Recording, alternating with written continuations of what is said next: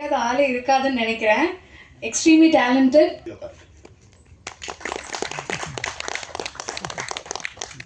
அடுத்தபடியாக சொல்ல போனேன்னா கதை ஹீரோ கலையரசன். நான் சினிமா வர இட்ஸ் குட், நல்ல விஷயம், நல்லா வந்திருக்கு இந்த படம். எல்லாரும் கிட்டத்தட்ட எல்லாரையும் சொல்லிட்டேன்னு நினைக்கிறேன். இது மீறி என் கூட நடிச்ச அந்த நேரத்தில் இருந்தவங்களுக்கு எல்லாருக்கும், இந்த படத்துக்காக உழைச்ச எல்லாருக்கும் நன்றி சொல்லிக்கிறேன். அகைன் சொல்கிறேன், இந்த producer is very good producer, நிறைய படம் பண்ணுவார். கண்டிப்பாக இது உங்களுக்கு மட்டும் இல்லை, நம்ம மக்களுக்கு எல்லாருக்கும் ஒரு விருந்தாக இருக்கும். No doubt about that. Thank you.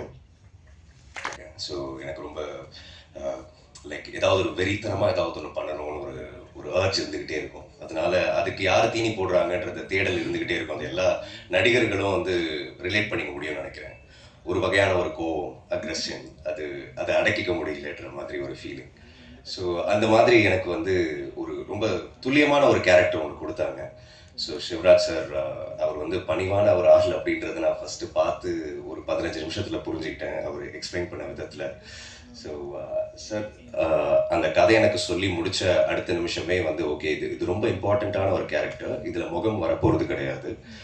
So இது நான் இந்த மீட்டிங்கில் கூட வரட்டுமா வேண்டாமா, இந்த யார் இதை பண்ணியிருக்கான்னு தெரிய கூட தேவையில்லை அப்படின்ற மாதிரி கூட நான் அவர்கிட்ட ரெக்வெஸ்ட் பண்ணேன். பட் ஹீ செட் இல்லை நீங்கள் பேசணும், ப்ளீஸ் சொல்லுங்கள் அப்படின்னு சொல்லி என்னை கூப்பிட்டுருந்தாங்க. So thanks lot for the opportunity. இப்போ என்னுடைய ஃபிலிம் இதில் நான் பண்ணிகிட்டு இருக்கிறதுல பார்த்தீங்கன்னா எல்லாருமே வளரணும்னு நினைப்பாங்க. ஆக்சுவலி என்னென்னா, சில படங்கள் பண்ணணும், சில படங்கள் பண்ணக்கூடாதுன்னு இருக்குது. அது ஏன் பண்ணக்கூடாதுன்னா, இப்போ என்னை நான் வந்து ஒரு ஷோகேஸ் பண்ணணும், இல்லைனா என்னை பண்ணணும்னா கொஞ்சம் பெரிய படங்களாகவே பண்ணிகிட்டு இருக்கணும். சில இருக்குது, உங்களுக்கு தெரியும், இது தெரியாத ஒரு இது இல்லை. பட் அதை மீறி வந்து ஒரு சின்ன படம், நான் அடிக்கடி நிறைய படங்கள் பண்ணுறேன். சின்ன படம் பெரிய படம்னு இப்போல்லாம் உங்களுக்கு தெரியும் எதுவுமே இல்லை. கடந்த 2 வருஷமாக நமக்கு இங்கே ஜெயிச்ச படம், ஜெயிக்காத படம் மட்டும்தான் இருக்குது. ஒன்ஸ் ரிலீஸ் ஆகுறது வரைக்கும் தான் அது ஒரு பெரிய படமா சின்ன படமாங்கிறது இருக்கே தவிர, ரிலீஸ்க்கு அப்புறமா இப்போ லாஸ்ட் வீக்கே பார்த்தீங்கன்னா நமக்கு ஒரு ரிலீஸ் ஆனதில் மேக்ஸிமம் படங்கள் ரொம்ப நல்லா போயிட்டுருக்கு. அதில் எதுவுமே எனக்கு தெரிஞ்சு பெரிய படமாக இல்லை. இந்த பெரிய படம் நம்ம எதை வச்சு நம்ம ஒரு அளவுகோல் வைக்கிறோம்னா, அதோட பட்ஜெட், அதில் நடிச்சிருக்கிறவங்க, அதோட டைரக்டர், டெக்னீஷியன்ஸ், இதை வச்சு தான். பட் கண்டென்ட்டை நம்பி மட்டுமே படம் எடுக்கிற ஒரு இது மலையாளத்துலலாம் நிறைய படங்கள் அப்படி பண்ணுறாங்க, உங்களுக்கே தெரியும். ஸோ ஒரு சின்ன நாட் இருக்கும், ஒரு சின்ன ஒரு எமோஷன் இருக்கும், இல்லைனா ஒரு சின்னதாக அந்த படம் ஹிட் ஆகிறதுக்கு ஏதோ ஒரு கிளைமேக்ஸில் ஒரு ரிவீலிங்கோ ஏதோ ஒன்று ஒரு சம்திங் இருக்கும். ஸோ அப்படிப்பட்ட படங்கள் இப்போ ஹிட் ஆகுது. அப்படிங்கும்போது இந்த மாதிரி சின்ன படங்கள், நிறைய படங்கள் வந்து தைரியமாக ஒரு லைன் யோசிக்கிறாங்க, தைரியமாக அதை வந்து எக்ஸிக்யூட் பண்ண ட்ரை பண்ணுறாங்க.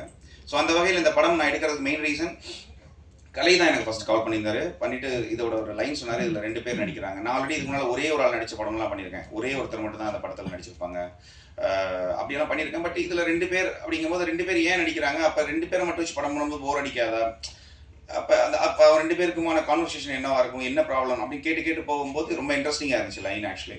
ஏன்னா இப்போ நம்ம நார்மலாக இப்போ யூடியூப் வச்சுருக்கிறவங்களா இருக்கட்டும், இப்போ ஃபோன் வச்சுருக்கிறவங்க எல்லாருமே பார்த்தீங்கன்னா நார்மலாக ஒரு வீடியோ இல்லைனா ஒரு நார்மலான ஒரு ஃபோட்டோ போடுறதுக்கான பர்பஸே என்னென்னா, முதல்ல பார்த்தீங்கன்னா மேடை கிடைக்காது. ஒருத்தவங்க பாடுறதுக்கோ இல்லை வந்து தன்னோட திறமையை காமிக்கிறதுக்கோ, அட்லீஸ்ட் தான் யாருன்னு காமிக்கிறதுக்கே இங்கே எல்லாருக்குமே ஒரு மேடை தேவைப்படும் போது அது சோஷியல் மீடியா பயங்கரமாக ஆக்குபை பண்ணிருச்சு. லாஸ்ட் இதில் வந்து மணி மோட்டிவ் கிடையாது, ஃபர்ஸ்ட்டில் ஃபேம் தான். நம்மளை எல்லாருக்கும் தெரியணும், 4 பேர் நம்மளை லைக் பண்ணணும், நம்மளை வந்து என்ன சொல்கிறது, அது விரும்புகிறாங்க. அது வந்து ஒரு போலித்தனமானது தான். ஆனால் ஒரிஜினலாக அவங்க அப்படி இருப்பாங்களான்னு தெரியாது, ஒரிஜினலாக அவங்க அப்படி ரியல் கேரக்டராக இருப்பாங்களான்னு நமக்கு தெரியாது. ஆனால் ஒரு மறைமுகமாக ஒரு போலித்தனமான ஒரு போஸ்ட்டில் நம்ம லைக் எதிர்பார்ப்போம்.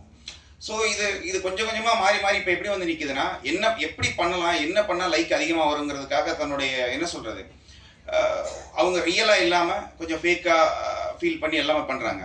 அது மீடியாவுக்கு அப்புறமா லேட்டராக தான் வருது. நம்ம போடுற ஒரு வீடியோ நிறைய பேர் பார்க்கணுங்கிற ஆசை, அப்படி பார்க்க வைக்கணும்னா என்ன பண்ணணுங்கிறத இப்படி எல்லாமே அது பிஸ்னஸ் ஆகுது. அதுக்கப்புறம் காசு கொடுத்தா அதுக்கப்புறம் நிறைய பேர் அப்படின்னு ஒன்று பிஸ்னஸ் ஆகுது. ஸோ மனுஷ மைண்டு ஒரு பணத்தை நோக்கி போகுது, ஃபேமை நோக்கி போகுதுங்கிற ஒரு கான்செப்ட். அதில் ஒரு 2 பேர் ரொம்ப க்ளோஸாக இருக்கிறவங்களுக்கு நடுவில் அந்த ஒரு எமோஷனும் அந்த ஒரு கோவமும் எப்படி வந்து அவங்கள வேற மாதிரி மாற்றுதுங்கிற மாதிரியான ஒரு கான்செப்ட் இந்த படம். ஸோ எனக்கு ரொம்ப ரியலாக தோணுச்சு, ப்ரெசென்ட்டில் நடக்கிற ஒரு விஷயமா தோணுச்சு. அதனால இந்த படம் பண்ணலாம் அப்படின்னு ஒரு ஆசை. அப்புறம் இன்னொரு விஷயம் என்னென்னா, நமக்குமே இப்போ ஒரு மியூசிக் பண்ணுறதுக்குங்கிறது பார்த்தீங்கன்னா சும்மா வெறுமனே ஒரு இன்ட்ரோ, ஒரு ஹீரோவோட இன்ட்ரோ, ஒரு ஃபைட்டு, இப்படியெல்லாம் பண்ணுறதை விட ஒரு 2 பேருக்கு மனசுக்குள்ளே இருக்கிற எமோஷன்ஸ் பட் காமிச்சிக்கிற மாட்டாங்க வெளியில். எனக்கு கோவமாக இருந்தால் நான் அந்த கோவத்தை மியூசிக்கில் காமிக்கணும்னு இருக்கும். ஸோ இந்த மாதிரி வந்து ஒரு ஒரு சீன்ஸ் எல்லாம் இந்த படத்தில் நிறைய இருந்ததுனால இந்த படம் பண்ணணும்னு ஆசை. இது வந்து ரீசன் ஒன்று. ரெண்டாவது ரீசன் வந்து இதோட டைரக்டர் ஆக்சுவலி அவர் யாருன்னு கேட்கும்போது அவர் இதான் ஃபர்ஸ்ட் படம். எப்பயுமே நம்ம ஃபர்ஸ்ட் படம் பண்ணுறவங்க வந்து எப்படி பண்ணுவாங்கன்னு ஒரு டவுட் நமக்கு இருந்துகிட்டே இருக்கும். அது அப்புறம் மெயினாக அவர் என்னன்னா, அவர் வந்து இதுக்கு முன்னால் அவர் வந்து போலீஸில் இருந்தார். அதுலேருந்து ரிசைன் பண்ணிட்டு தான் இந்த படம் பண்ணேன் அப்படின்னு சொல்லி சொன்னார். ஸோ ஓகே, எல்லாருமே ஐடிலேருந்து வருவாங்க. ஸோ இப்படி வரும்போது அவர் வந்து ஒரு போலீஸ் டிபார்ட்மெண்ட்லேருந்து வந்து ரிசைன் பண்ணிட்டு படம் பண்ணுறதுக்கு ஒரு இன்ட்ரெஸ்ட்டாக வராரு. அப்படிங்கும்போது அவருடைய அந்த ஒரு தாகம் அது படத்து மேலே இருந்தது. ஸோ இப்போ ஏதோ ஒன்று பண்ணுவார் அப்படிங்கிற ஒரு நம்பிக்கை.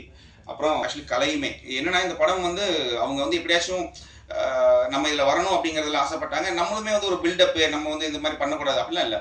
கண்டென்ட்ல இருந்தால் படம் பண்ணுவோம்.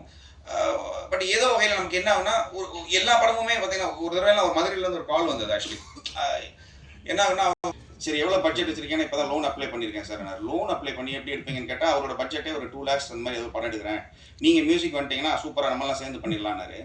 ஸோ இது நீங்கள் நம்ப மாட்டீங்க, இது நான் ஏதோ இதுக்காக சொல்லலை.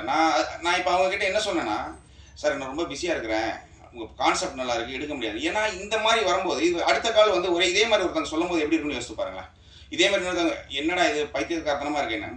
ஸோ எல்லா படத்தோட அணுகுமுறையும் நம்ம இப்படி தான் இருக்கும். ஆனால் எங்கேயோ ஒரு இடத்துல நம்ம மிஸ் பண்ணிடக்கூடாதுன்னு நினச்ச படம் இது. 2 பேர் நடிக்கிறாங்களா, அப்போ எப்படி இருக்கும் அப்படின்னு. அதுக்கப்புறம் கதை இது வந்து நீங்கள் ஃபினான்ஷியலாக ஒரு பட்ஜெட்டாக வேணால் சின்ன படமாக இருக்கலாம், பட் கண்டென்ட்டாக இது வந்து கன்ஃபார்மாக இது ஒரு பெரிய படம். அப்புறம் படம் நல்லா இருந்தால் கன்ஃபார்மாக ஓடும் அப்படிங்கிறதுக்கு நீங்கள் எல்லாருமே சாட்சி. ஏன்னா ஒரு படம் ஆனாலும் ஒரு இப்போ இந்த படம் ஓடுது, இது நல்லா இருக்குதுங்கிறத நீங்கள் சொன்னால் மட்டும்தான் தெரியும். மற்றபடி இந்த படம் கண்டென்ட்டாக எனக்கு வந்து மிகப்பெரிய நம்பிக்கை இருக்குது. இதோட லைன், இந்த எமோஷன்ஸ் கூட விளையாடுற ஒரு விளையாட்டு.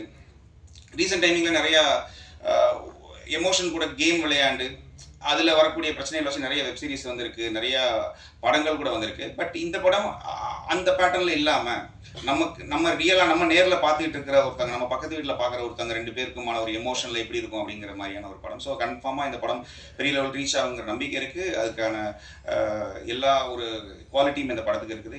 இதில் பண்ண டெக்னீஷியன்ஸ், கேமராமேனாக இருக்கட்டும், எல்லாமே நல்லா பண்ணியிருக்கிறாங்க.